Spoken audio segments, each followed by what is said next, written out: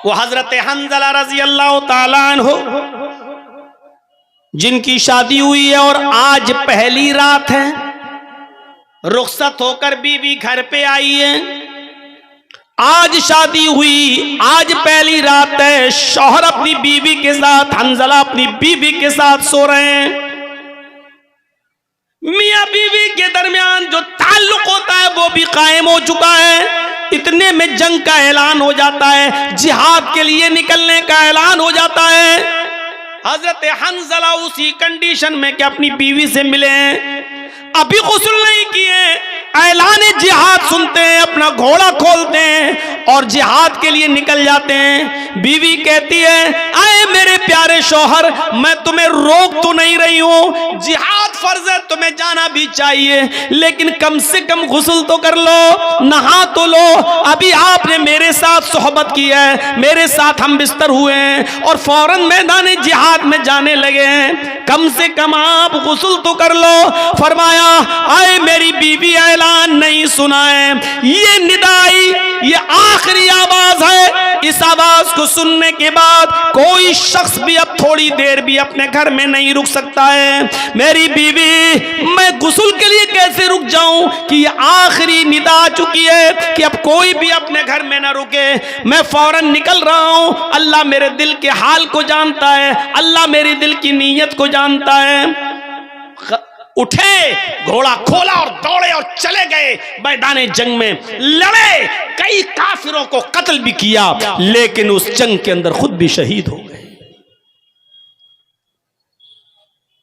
शहीद हो गए। और शहीद का उसूल यह है शरीयत में कि उसको जिन कपड़ों में शहीद होता है, कोई आदमी अल्लाह की राह में जब मारा जाए तो उन्हीं कपड़ों में दफन किया जाता है। शहीद को कोई नया कफन नहीं पहनाया जाता, शहीद को गुस्ल नहीं दिया जाता, शहीद की जनाजे की नमाज नहीं पढ़ी जाती, ऐसे ही उसको उन्हीं कपड़ों में दफन कर दिया जाता है। जब उसको दफन करने के लिए ले जाया जा रहा था तो हंज़ला की बीवी कहने लगी, अल्लाह के रसूल, मेरे शौहर को गुस्ल दे दीजिए। अल्लाह के नबी फरमाते हैं, अय हंज़ला की बीवी, क्या तुझे पता नहीं तेरा शौहर शहीद हुआ है और शहीद को गुस्ल नहीं दिया जाता, उसको इन्हीं कपड़ों में कफनाया जाएगा, इन्हीं कपड़ों में दफनाया जाएगा जिसमें वो शहीद हुआ है, और कयामत के दिन इसी हाल में उठेगा कि उसके जिस्म से खून गिर रहा होगा।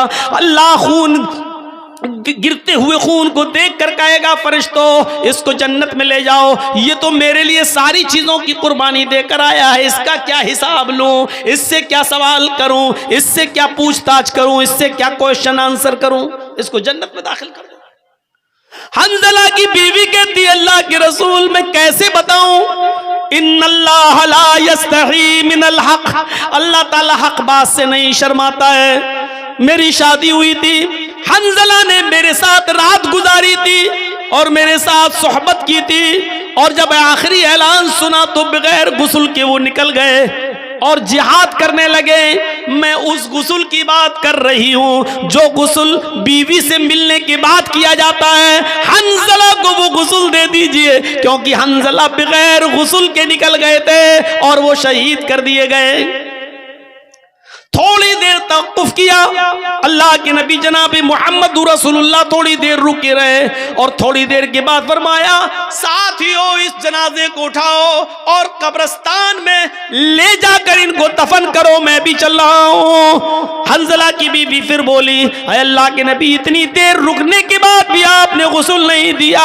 फरमाया, हंज़ला की बीवी, अपने घर जा, तेरे शौहर को मोहम्मद रसूलुल्लाह के गुस्ल की जरूरत नहीं है। आसमान से 70,000 फरिश्ते जमीन पर उतरे और उन फरिश्तों ने तेरे शौहर को गुस्ल दे दिया। तेरा शौहर गसीलुल मलाइका है, फरिश्तों ने तेरे शौहर को गुस्ल दे दिया है। तेरे शौहर को हमारे गुस्ल की जरूरत नहीं है, तेरा शौहर फरिश्तों के जरिए गुस्ल दिया हुआ है। और फिर हंज़ला को दफन कर दिया गया। मेरे भाइयों, ये नौजवानी की इबादत थी, अपनी प्यारी बीवी को छोड़ दिया, पहली शादी, पहली रात, 24 घंटे भी अपनी बीवी के साथ नहीं रह पाया और ऐलान सुना, निकल गया, जिहाद किया और कत्ल हो गया, शहीद हो गया। ऐसा नौजवान अल्लाह के अर्श के साए में होगा। वह शाबुन नशा फी इबादत रब्बी, वो उक़बा इब्ने नाफ़े जिसने इस्लाम का परचम लहराते लहराते, दाएं इस्लाम बाएं इस्लाम पीछे इस्लाम सामने समंदर, अल्लाह मैं दाएं देखता हूं तो तेरे नबी का झंडा लहरा रहा है, बाएं जहां जाता हूं तेरे नबी का परचम लहरा रहा है, पीछे मुड़ के देखता हूं और जहां जहां तक मैं गया हूं तेरे नबी का झंडा लहर चुका है, सामने समंदर है, अब मैं क्या करूं। यानी अब दुनिया में कोई चप्पा बाकी नहीं रहा, जहां तक हम गए इस्लाम ही इस्लाम, अब सामने समंदर है। आय अल्लाह, ये हमारे साथ 1500 नौजवान हैं जो घोड़े पे बैठे हुए हैं, ये सब इस्लाम का झंडा लहराना चाहते हैं।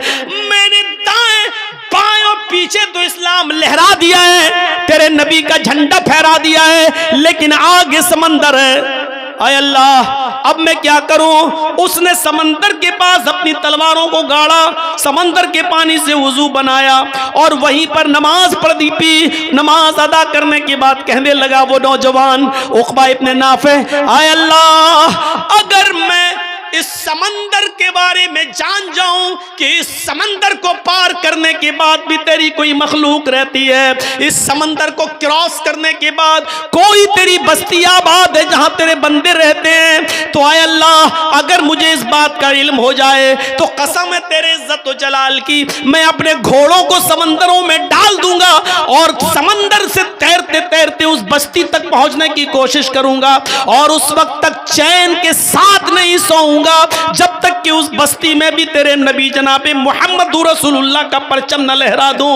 उक़बा इब्ने नाफ़े के अंदर ये कौन सा जज्बा था, इबादत का जज्बा, ये कौन सी इबादत थी, ये कौन सी रियाजत थी। मेरे भाइयों, ऐसे ही इबादत करने वाले और हर वक्त नमाज की तरफ, हर वक्त इबादत की तरफ, अल्लाह की इबादत की तरफ जिनका दिमाग लगा हुआ है और जो इबादत में लगे हुए, ये लोग अल्लाह के अर्श के साए में होंगे। ये अल्लाह के अर्श के साए में हम और आप सर्दियों के दिनों में, दिसंबर की और जनवरी की सर्दी में जो अपने ऊपर से कंबल न हटा सके, जो लिहाफ की कुर्बानी न दे सके, जो अपनी नींद की कुर्बानी न दे सके और तसव्वुर किया बैठा हुआ है कि हम अल्लाह के अर्श के साए में होंगे, हमें जन्नत मिलेगी। मेरे भाइयों, जन्नत इतनी सस्ती और इतनी आसान भी नहीं है। दो चीजें, अदलो इंसाफ करने वाला और दूसरा वो नौजवान जो अल्लाह अपने रब की इबादत में लगा हुआ है। अब तीसरी चीज पे आइए, वरजुलुन ज़करल्लाह खालियन फफाज़त ऐना वरजुलुन क़ल्बुहु मुअल्लकुन फिल मसाजिद। तीसरा वो आदमी जिसका दिल मस्जिद की तरफ लगा हुआ है, जिसकी तशरीह मैंने अभी हल्की सी की थी।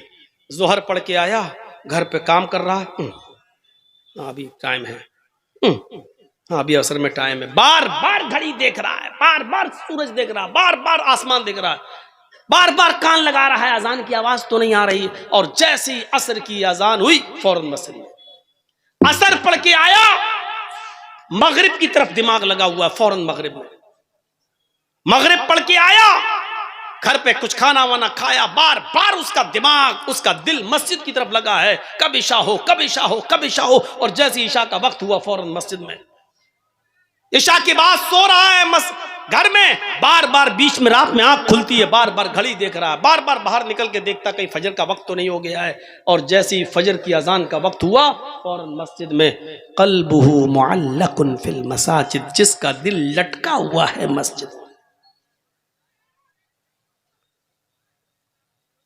हजरत मुसअब रज़ी अल्लाह ताला अन्हु आमिर इब्ने अब्दुल्लाह इब्ने जुबैर का वाकया नकल करते हैं। हजरत मुसअब इब्ने उमैर हजरत आमिर इब्ने अब्दुल्लाह इब्ने जुबैर का वाकया नकल करते हुए कहते हैं कि वो सख्त बीमार, आखिरी सांसें ले रहे हैं, काफी कमजोरी और जिस्म में उनकी नकाहत है, कमजोरी है। और इतने में उनके कानों में अजान की आवाज जाती है, और नोट कीजिएगा ये मगरिब की अजान है। मगरिब की अजान की आवाज उनके कानों में जाती है, अल्लाहु अकबर अल्लाहु अकबर। अजान की आवाज सुनते ही आमिर इब्ने अब्दुल्लाह इब्ने जुबैर कहते हैं अपने घर वालों से मुझे उठाओ और मस्जिद की तरफ लेकर चलो। बच्चों ने कहा रे आपकी हालत देखिए क्या है, आप नहीं जा सकते, आप लेटे रहिए, ऐसे ही लेट के नमाज पढ़ लीजिए। आमिर इब्ने अब्दुल्लाह इब्ने जुबैर का जो जवाब था वो सुनिए। कहते हैं कि मेरे बच्चों, मैं अल्लाह के दाई की आवाज पर लब्बैक क्यों न कहूं। अल्लाह की तरफ बुलाने वाला दाई दावत दे रहा है नमाज की, मैं उसकी दावत पर लब्बैक कैसे न कहूं। मुझे थोड़ा सा सहारा दे दो, मुझे उठा दो और मुझे मस्जिद तक पहुंचा दो। बीमार हैं, आखिरी वक्त है, अभी आपको पता चल जाएगा उनका आखिरी वक्त भी है, किस कंडीशन में है वो। जब उन्होंने जिद की कि मेरे बच्चों देखो कयामत के दिन में तुम सबका गरिमान पकड़ूंगा अगर तुमने मुझे मस्जिद में नहीं पहुंचाया। ये आवाज की अजान की आवाज मेरे कानों में पड़ गई। अब अल्लाह के दाई की आवाज पर लब्बैक कहना जरूरी है, मुझे मस्जिद में जाना है।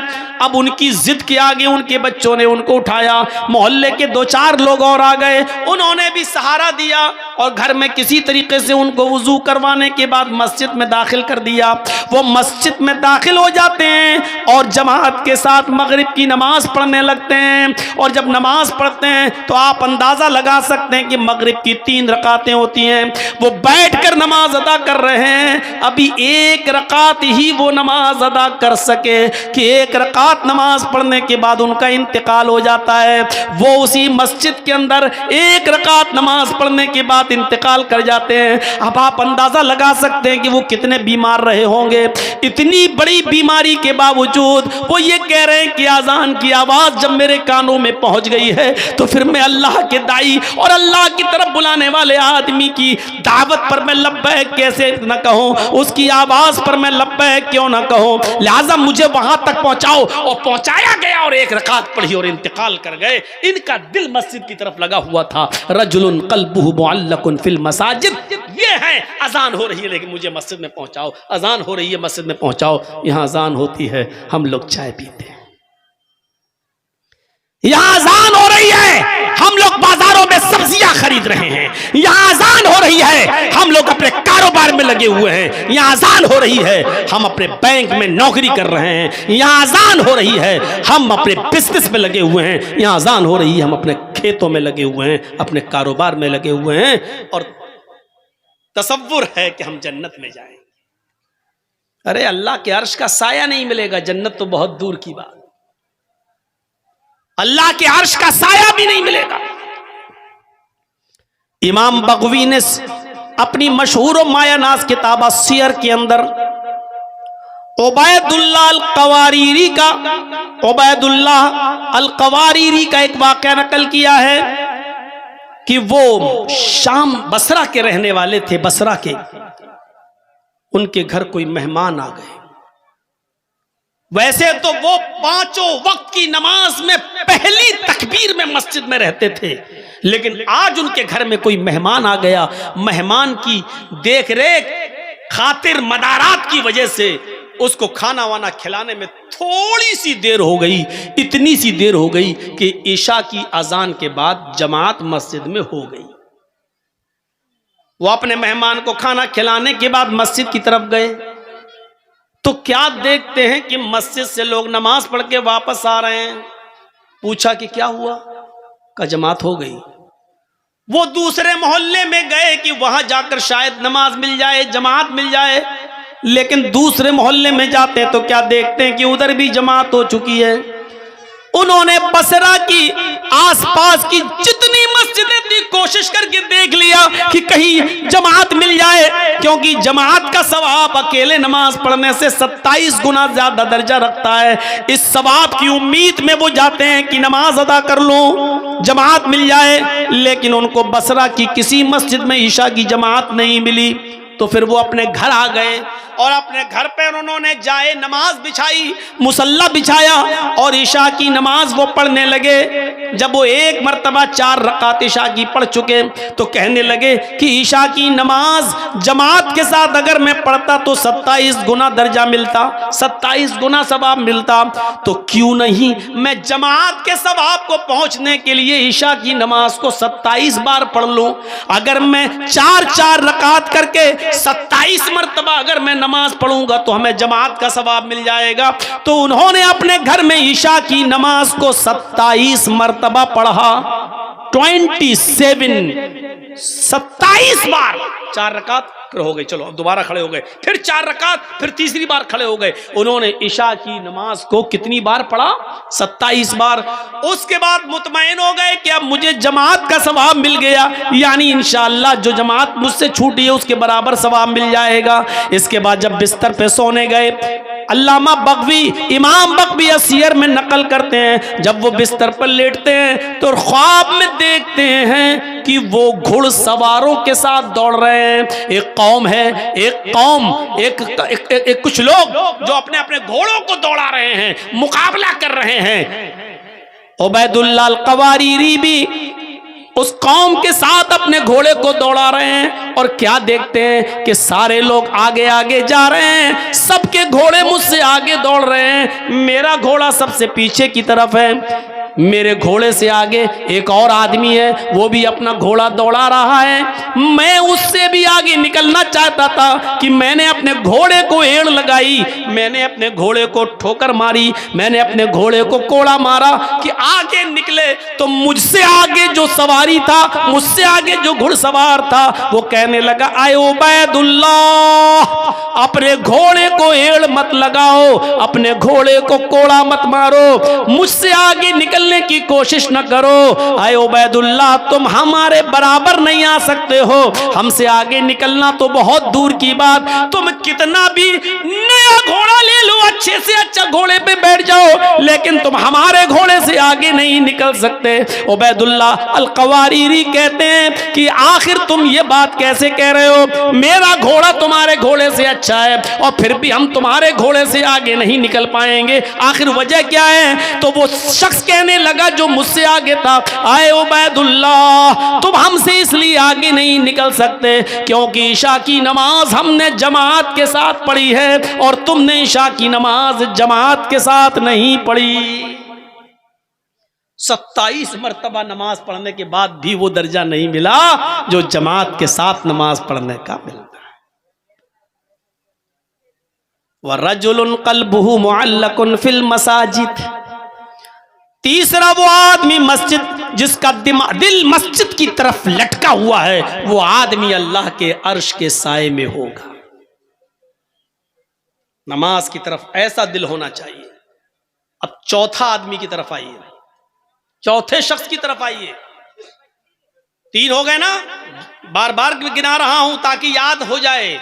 अदलो इंसाफ करने वाला अमीर, दूसरा वो नौजवान जो अल्लाह की इबादत में लगा हुआ है, और तीसरा वो आदमी जिसका दिल मस्जिद की तरफ लगा हुआ है, जो बार बार नमाज पढ़ के आता हो, दूसरी नमाज के लिए सोचता है। 3 आदमी हो गए। चौथा, वरजुलानी तहब्बा फिल्लाहि इज्तमा अलैहि व तफर्रका अलैहि, कितने लोग हैं जो आपस में एक दूसरे से नहीं बोलते लेकिन जाती दुश्मनी में। लेकिन चौथा आदमी अर्श के साए में कौन होगा? वो आदमी जो किसी का दोस्त होगा तो अल्लाह के लिए, और किसी से दुश्मनी की होगी तो अल्लाह के लिए। आपसे हमने दावत और तबलीग का काम किया, आपको हमारी बात पसंद आई, आप हमारे मुरीद बन गए, आप हमारी दोस्ती हो गई, आप हमारी बातें सुन रहे हैं, इसलिए आप जर्जी साहब आइए चाय पिला। क्यों? इसलिए कि हम कुरान और हदीस आपको सुनाते हैं, आप इसलिए हमारी इज्जत करते हैं। ये अल्लाह के लिए है। हमारा आपका क्या रिश्ता है? हमारा आपका क्या रिश्ता है? लेकिन ये मोहब्बत अल्लाह के लिए। और अगर हमने कोई बात बताई और आपको बुरा लगा और आप खड़े होकर कहने लगे हटो, तुम जैसे 50 मौलवी आते हैं, मैंने भी तुमसे बोलना छोड़ दिया, तो ये भी अल्लाह के लिए। क्यों? क्योंकि मैंने कुरान सुनाया, तुझे बुरा लग गया है और तुझे अच्छा नहीं लगता है। नहीं बताऊंगा आज के बाद तुझे बात, तुझे अगर तकलीफ हो रही है मेरी बात बात से, तो नहीं जाऊंगा तेरे पास। तो अब हमने तुझे जो छोड़ा है वो भी अल्लाह के लिए, क्योंकि और कोई वजह नहीं। अगर ये चीज है हमारे और आपके अंदर, किसी से दोस्ती है तो अल्लाह के लिए, और किसी से दुश्मनी है तो वो भी अल्लाह के लिए, तो ऐसा शख्स भी अल्लाह के अर्श के साए में होगा। अगर हम आपको छोड़ रहे हैं तो अल्लाह के लिए है, तब तो ठीक है, लेकिन आपको हम इसलिए छोड़ रहे हैं क्योंकि आपने मेरा पैसा मार लिया, आपने मेरा हक मार लिया, आपने मेरी जमीन और जायदाद पे कब्जा कर लिया, आपने हमें गाली दी, इसलिए हम आपको छोड़ रहे हैं। तो ये लड़ाई नहीं है। मोहल्ले वालों को, गांव वालों को चाहिए कि सुलह करा दें, मिलवा दें, क्योंकि कोई मुसलमान किसी मुसलमान से अगर 3 दिन से ज्यादा बात नहीं करता तो उसकी नमाज, उसकी रोजा, उसकी कोई फर्ज और कोई नफिल इबादत अल्लाह के यहाँ कबूल नहीं होती है।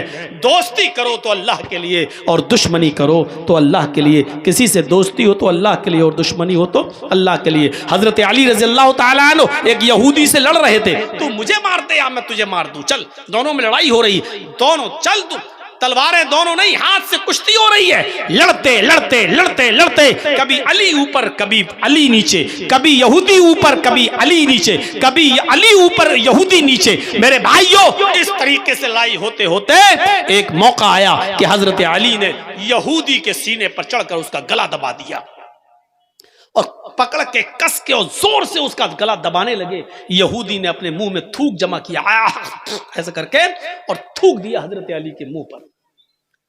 हजरत अली ने ऐसे थूक को साफ किया और गुस्सा आया हजरत अली को और ज्यादा, कमीना थूक रहा है, और कस के उसको दबाना चाहा।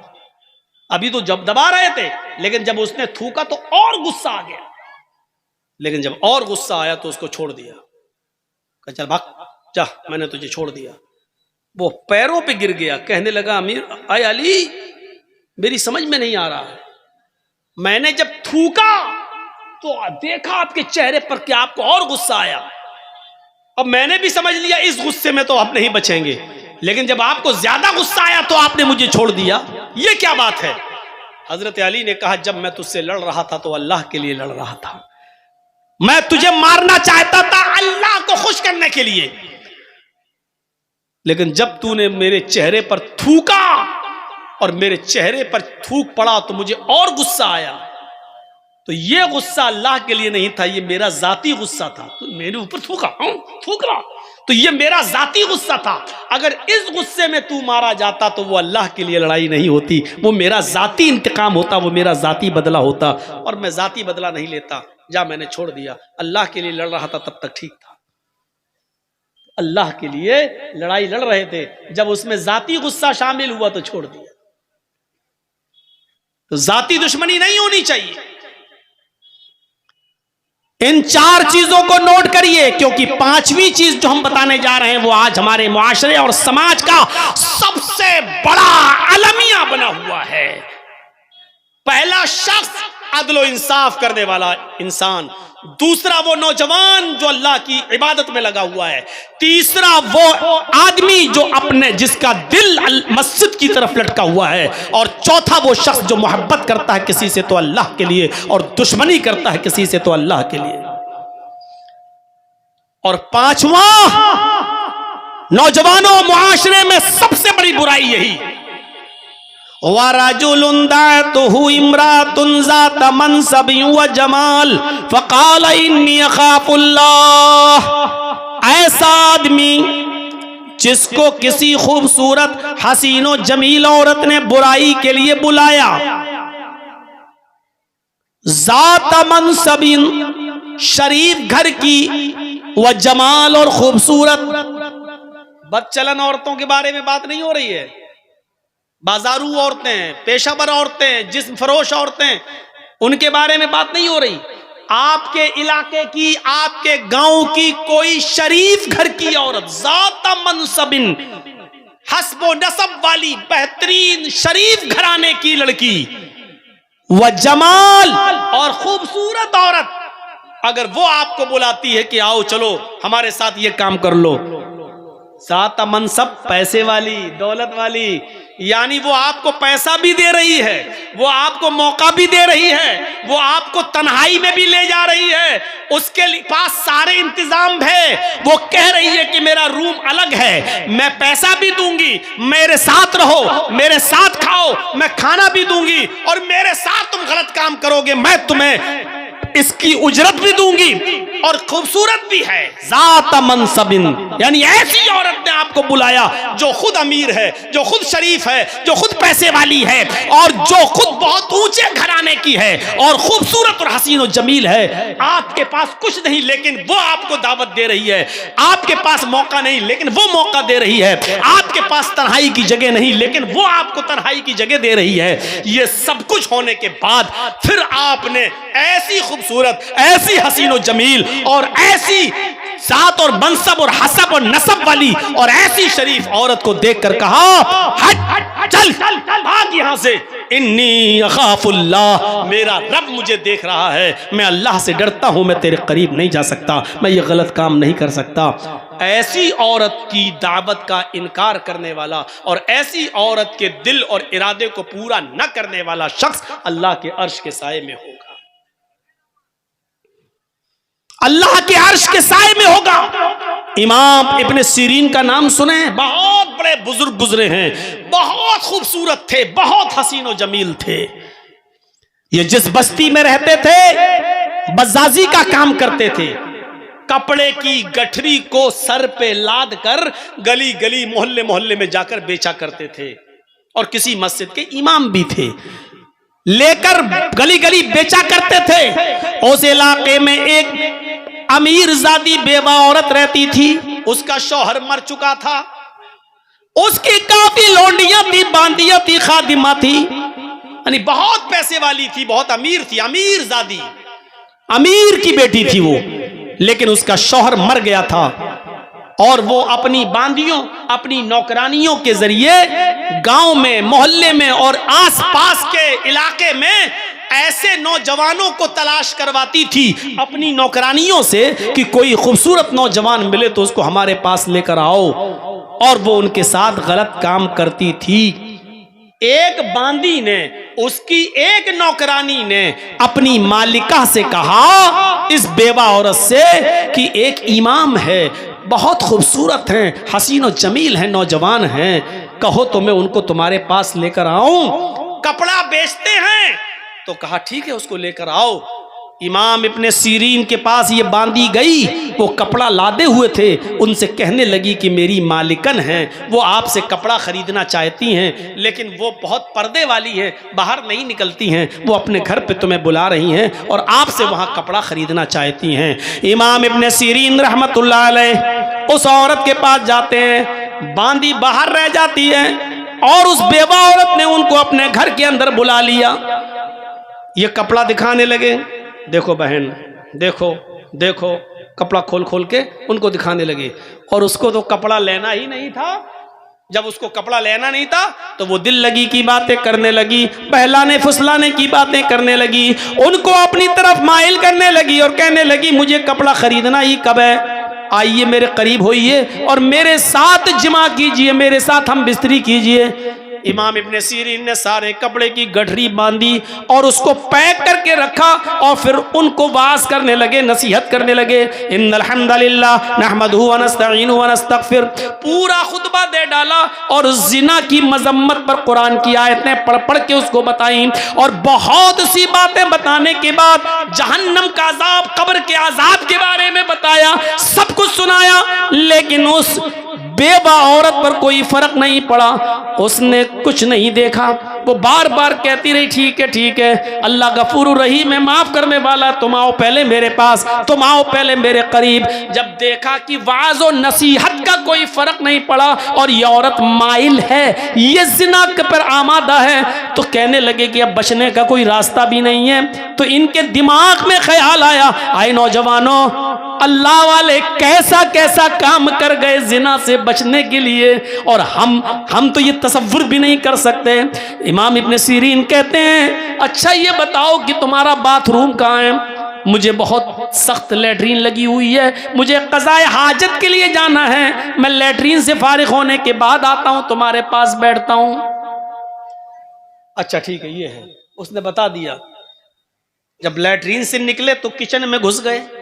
किचन में जो नाली थी जिसमें बहुत ज्यादा कचरा अचड़ा जमा हो जाया करता था, उसमें काले रंग की स्याह कीचड़ जमी हुई थी नाली में। इमाम इब्ने सीरीन उसी किचन की नाली के पास बैठ गए और उस नाली से स्याह रंग की काली कीचड़ निकाल कर उन्होंने अपने चेहरे पे मल ली, अपने कपड़ों पे मला, अपनी दाढ़ी आड़ी पे मला और पूरी तरीके से अपने आप को लथपथ कर लिया कीचड़ से। और इसी गंदगी की हालत में उस औरत के पास आए, चलो आओ मिलते हैं। कहाँ मिले? उसने कहा हट हट बदबू आ रही, ये क्या करके आया तू? ये जल्दी से कपड़े की गठरी उठाई और भाग गए। और फिर जब गांव में पहुंचे तो एक कुएं से पानी खींचा और वहां जाकर उन्होंने अपने कपड़े धोए और वहां जाकर वो नहाए धोए और उन्होंने गुस्ल किया और अल्लाह का शुक्र अदा किया कि आय अल्लाह, आज तूने मुझे एक औरत के शर्र फितन से तूने मुझे बचा लिया, आज मैं जिना जैसी बदकारी से महफूज हो गया। मेरे प्यारे साथियों, जिना से बचने के लिए गौर करो कि वो औरत इमाम इब्ने सीरीन अगर उसका इरादा पूरा कर देते तो पैसा भी देती, तन्हाई भी दे रही थी, अमीर भी थी, कपड़ा भी नहीं खरीदती और पैसा भी दे रही थी उनको, सब कुछ। लेकिन इमाम इब्ने सीरीन के पास सब कुछ था, मौका था, तन्हाई थी और वो बेवा औरत खूबसूरत भी थी, लेकिन इन सब के बावजूद अल्लाह का खौफ था और अपने आप को बचाया। उससे कहा अल्लाह से डर, ये जिंदगी चंद दिनों की, अल्लाह की मुंह दिखाना है, नसीहतें की लेकिन वो नहीं मानी। मेरे प्यारे साथियों, तब इमाम इब्ने सीरीन ने अपने आप को ऐसे बचाया। नौजवानों, इस ज़िनाकारी और बदकारी के रास्ते से अपने आप को बचा लेने वाला और किसी खूबसूरत औरत की दावत पर यह कह देने वाला कि इन्नी अखाफुल्लाह, मैं अल्लाह से डरता हूं, ऐसा शख्स भी कयामत के दिन अल्लाह के अर्श के साए में होगा। बुखारी शरीफ के अंदर एक वाक़या आया है, जब मरसद इब्ने अबी मरसद एक सहाबी हैं, ईमान लाए, इस्लाम कबूल किया, तो अल्लाह के रसूल ने उनसे कहा कि तुम मक्के जाओ और मक्के में हमारे बहुत से मुसलमान सहाबा कैद है, काफिरों के चंगुल में हैं, उनसे छुड़ाकर चुपके चुपके मदीने की तरफ लाओ, उनको वहां से छुड़ाओ। तो ये रात में मक्के पहुंचते थे और रात में जाते थे, चुपके से किसी घर में घुसते थे, जहां कोई मुसलमान साहबी कैदी होता था उसको उठाकर लाते थे और फिर उसकी बेड़ियों को तोड़ते थे और फिर उसको मदीना भेज दिया करते थे। क्योंकि इस्लाम लाने से पहले खुद ये चोर थे, इस्लाम लाने से पहले खुद ये चोर थे, इनको बेड़ियां तोड़ने में महारत थी, ये जानते थे। तो अल्लाह के रसूल ने इनसे वही काम लिया कि तुम अब मुसलमान सहाबा की बेड़ियां तोड़कर उनको काफिरों से छुड़ाओ, उनके ऊपर जुल्म कर रहे हैं वो काफिर, उनको छुड़ाओ। तो एक दिन ये मक्के के अंदर पहुंच गए और उसी जगह चले गए जहां मुसलमान साहबा कैद थे। रात की तारीकी का फायदा उठाया और एक दीवार के पीछे छिप गए। चांदनी रात थी, रात के अंधेरे में एक औरत निकल के आई, उसने दीवार के पीछे एक साया देखा, समझ गई कि इस दीवार के पीछे कोई आदमी बैठा है, उस आदमी का साया यहां आ रहा है। वो गई दीवार के पीछे, क्या देखती है कि एक आदमी बैठा हुआ है और देखते ही उसको पहचान गई। कहने लगी, तुम तो मरसद हो, तुम तो मरसद हो। मरसद ने देखा, मरसद भी पहचान गए, कहने लगे तुम तो अनाक हो, तुम तो अनाक हो। कहां? जमाने जाहिलियत में जब मरसद इस्लाम नहीं लाए थे तो इस औरत के साथ उनके नाजायज ताल्लुकात थे, कई मर्तबा इस औरत के साथ मिल चुके थे, लंबे तलंगे लंबे चौड़े थे, वो अनाक उनकी दीवानी थी। इतने दिनों के बाद आज देखती है, कहती है मरसद पुरानी यादें ताजा हो गई, कितने साल के बाद तुम आए हो, चलो हमारे घर चलो, हमारे घर में कोई नहीं, आज की रात हमारे साथ सो जाओ, वही रात गुजारो। मरसद इब्ने अबी मरसद कहते हैं क्या या नाक,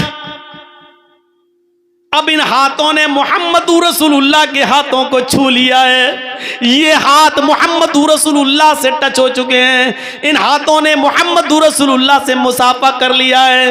आया नाक, अब हराम औरत की तरफ मैं हाथ नहीं बढ़ा सकता। आया नाक, बेहतर है कि तुम चली जाओ। अनाक कहने लगी, अच्छा अब तुम बदल गए हो, मेरी आरज़ू और मेरे अरमानों का तुम गला घोंट रहे हो, इतने सालों के बाद आए हो। अगर तुमने मेरे इरादे और मेरे अरमान और मेरी आरज़ुओं को पूरा न किया तो मैं चिल्ला दूंगी।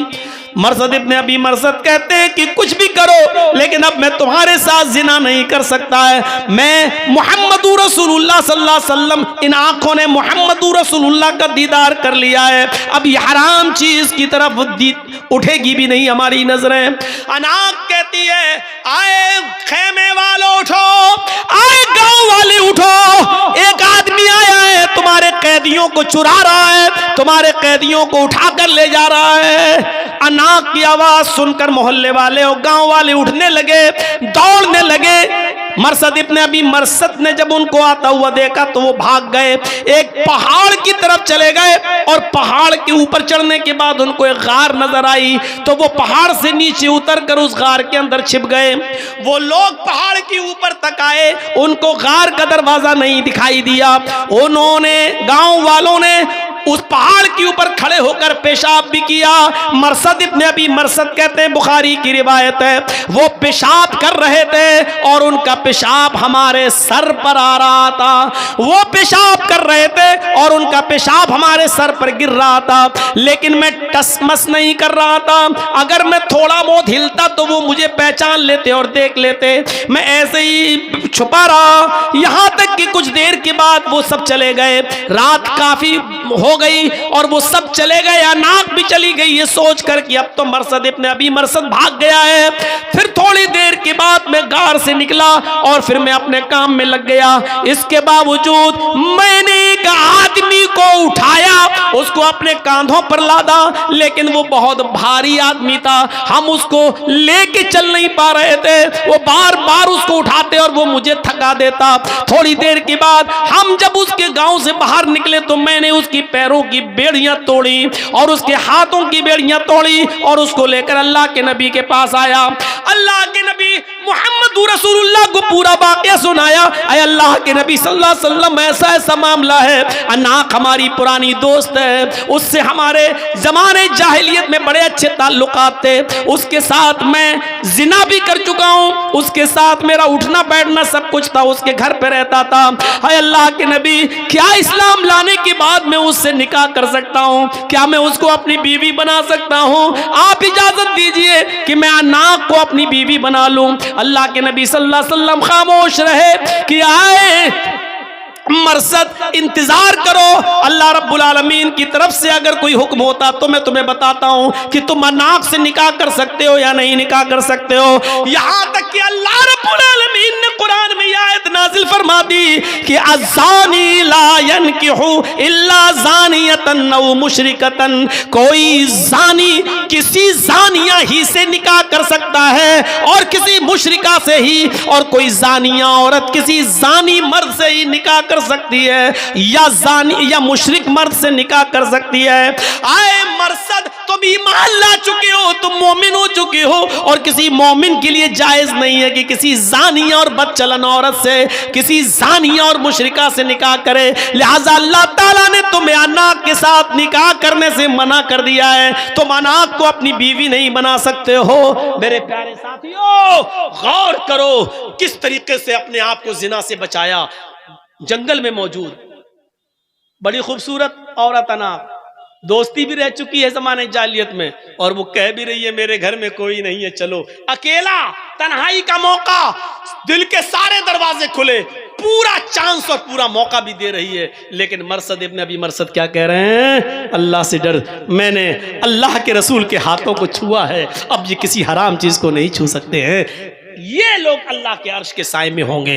लिहाजा वो नौजवान, वो आदमी जिसको किसी खूबसूरत लड़की ने बुराई के लिए बुलाया और उसने ये कह दिया कि मैं अल्लाह से डरता हूँ, इन्नी अखाफुल्लाह, तो ऐसा शख्स भी क़यामत के दिन अल्लाह के अर्श के साए में होगा।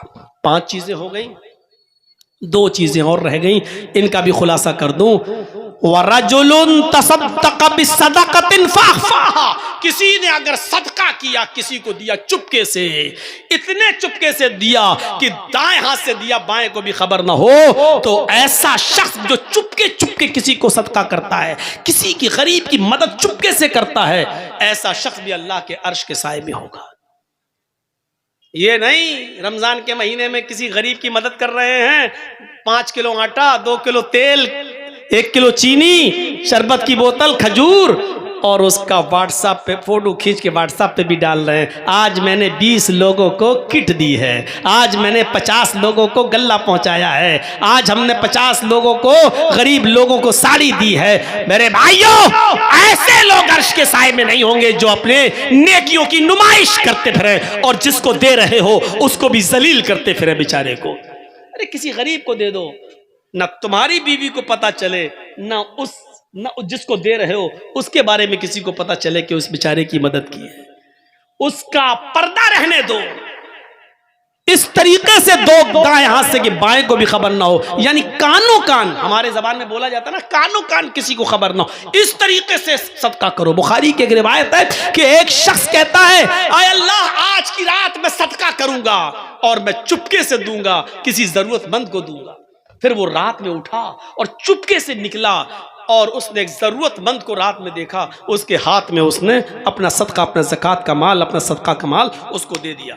सुबह जब वो मार्केट की तरफ गया तो रास्ते में बातें हो रही थी, कुछ लोग कह रहे थे, देखो अल्लाह का नेक बंदा बेचारा रात में किसी को सदका देने के लिए निकला, वो चाहता था कि किसी गरीब को दूं, लेकिन किसी चोर को दे दिया उसने।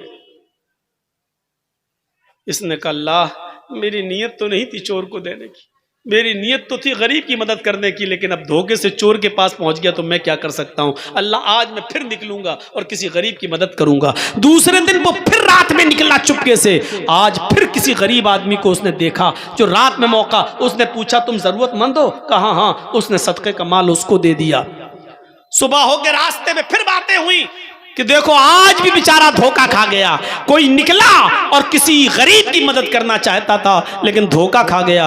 आज तो उसने एक बहुत बड़े अमीर के हाथ में पैसा पकड़ा दिया, आज तो बहुत बड़े अमीर की मदद कर दी, जबकि सदका तो गरीब के लिए है, लेकिन धोखा खा गया, उसने अमीर को दे दिया। इसलिए कहा, अल्लाह, मैं किसी गरीब की मदद करना चाहता था लेकिन आज भी धोखा खा गया, पता नहीं क्या हो रहा है। हाय अल्लाह, मेरे किसी के चेहरे पर तो लिखा नहीं है कि कौन अमीर कौन गरीब। अब मेरे पास और भी सदके का माल है, आज की रात में निकलूंगा, तू मेरी मदद करना और किसी मुस्तहिक तक पहुंचा देना, जो मुस्तहिक हो, जो उसका जो गरीब हो। हाय अल्लाह, मैं चुपके ही से दूंगा, इस तरह दूंगा कि किसी तीसरे को पता नहीं चलना चाहिए। वो रात की तारीकी में तीसरे दिन भी निकला, और जब तीसरे दिन निकलता है तो फिर किसी गरीब को ढूंढता है तो क्या देखता है कि एक औरत बैठी हुई है, मायूस है, परेशान हाल है। ये उस औरत के पास गया, कहता, बहन, इतनी रात में तुम अकेली मजबूर नजर आती हो। उसने कहा कि मैं बहुत मजबूर औरत हूँ, मेरी मजबूरी का फायदा मत उठाओ, रात के अंधेरे में मेरे साथ मजबूरी का फायदा मत उठाओ, जाओ यहाँ से। उसने कहा, मैं मजबूर ही इंसान को देख रहा हूँ, 2 दिन से मैं बराबर धोखा खा रहा हूं, ये लीजिए। उसने चुपके से सदके का माल उस औरत को दे दिया। खुश था कि आज तो मेरा सदका किसी अच्छी जगह पहुंच गया, किसी सही जगह पे चला गया। सुबह होती है तो जैसे ये मार्केट की तरफ गया, लोगों में चर्चे हो रहे थे, तुम्हें मालूम है? कहा नहीं। का क्या हुआ? कहा, अल्लाह का नेक बंदा आज भी बेचारा सदका करने निकला और किसी गरीब की मदद करना चाहता था, लेकिन आज उसने एक बदचलन और बदकार औरत को सदका कर दिया, अपना माल किसी जानी और बदचलन औरत को दे दिया। उसका काम रात में रोजाना निकलने का है और कस्टमर तलाश करके जिस्म बेचती है, उनसे पैसा लेती है। इसने कहा, अल्लाह, मुझे सवाब नहीं मिले तो गुनाह भी मत देना, इसलिए कि मेरी नीयत तो अच्छी थी गरीब की मदद करने की, लेकिन मैं 3 दिन धोखा खा गया और अब मेरे पास ज़कात का सदक़े का सारा माल भी ख़त्म हो गया। अगर तू मुझे सवाब न दे तो गुनाह भी मत देना, क्योंकि मैंने जानबूझकर किसी अमीर की, चोर की और बदकार औरत की मदद नहीं की। जब रात में ये सोया तो ख्वाब देखता है कि कोई कह रहा है, बुखारी की हदीस, रात में ख्वाब देखता कोई कह रहा है, तू मायूस मत हो, नादिम मत हो, अल्लाह ने तेरे सदक़े को कबूल कर लिया। हो सकता है कि जिस चोर ने चोर को तूने सदका किया, हो सकता है कि वो चोर तेरे सदक़े का माल पाकर अपनी चोरी से तौबा कर ले। हो सकता है जिस अमीर आदमी को तूने सदका दिया वो तौबा कर ले और उस पैसे को गरीब और मिस्कीनों में खर्च कर दे। जिस बदचलन औरत के हाथ में तूने पैसा दिया, सदका किया, हो सकता है कि वो अपने जिना से तौबा कर ले और तेरे दिए हुए सदके के माल से वो अपने बीवी, अपने बच्चों की और अपने शौहर की देख रेख करे। और हो सकता है कि तौबा कर ले। तूने अनजाने में ऐसा काम किया, अल्लाह ने तेरे सदके को कबूल कर लिया। मेरे भाइयों, ये हदीस हमें बुखारी की बतला रही है, अगर धोखे से रात की तारीकी में किसी गरीब की मदद करना चाहते हो और आपने चुपके से किसी की मदद की लेकिन धोखा खा गए, वो गरीब की जगह कोई और निकला या धोखे से आपका पैसा किसी और की जगह पास पहुंच गया, लेकिन चुपके से मदद करने की वजह से आपका सदका कबूल हो जाएगा।